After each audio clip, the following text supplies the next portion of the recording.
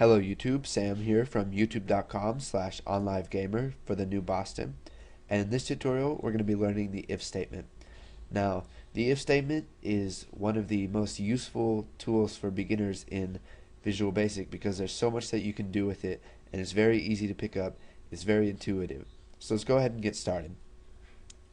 Now, first off, we are going to make a program that will ask a user for their username and password.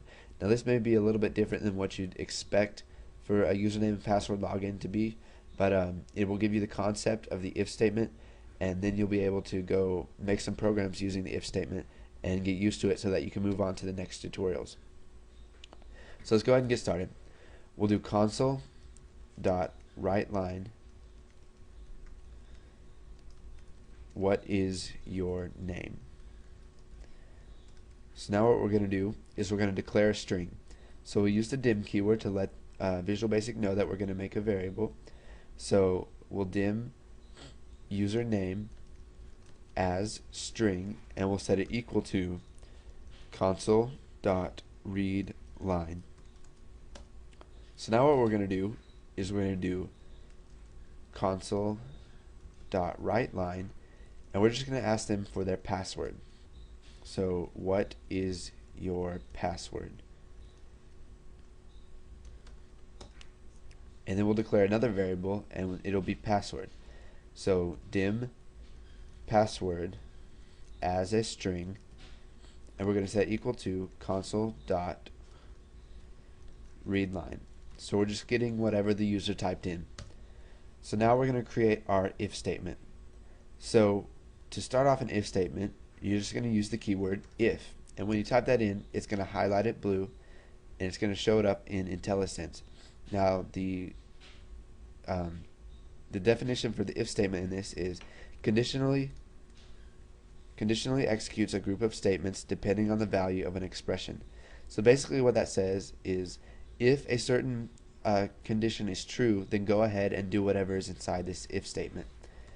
So if username equals Sam, then what do we want it to do? And if you press enter, you can see that it'll automatically add end if for you. Now all if statements have to end with an end if, or else you'll get a syntax error. So we'll do if username equals Sam, then console.writeLine welcome Sam. And now we're just going to create a second if statement. So if password equals the new Boston, then what do we want it to do? We will just type console.writeLine, and inside of there we'll type you have entered the correct password.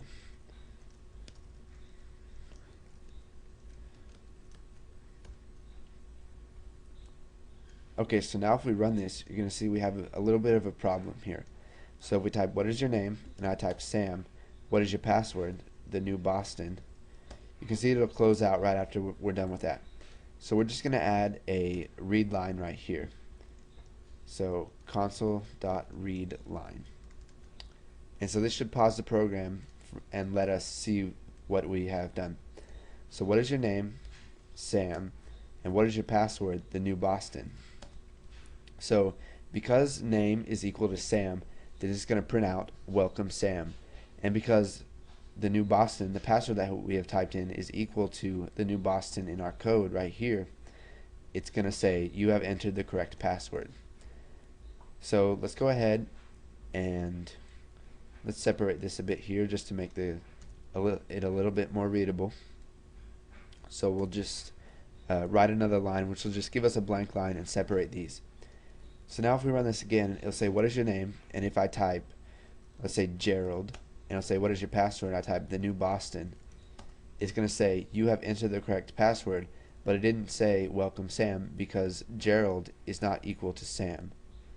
So username, whatever they have typed in, is Gerald and it's not equal to Sam, so it will not do the code inside of here.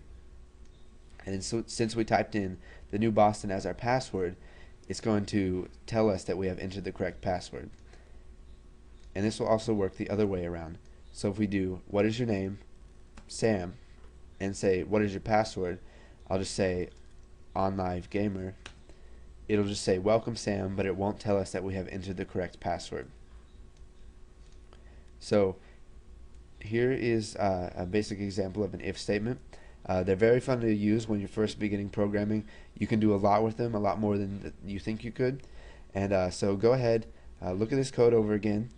Go ahead and use some if statements and make some programs yourself. And once you've got if statements nailed down, go ahead and move on to the next tutorial.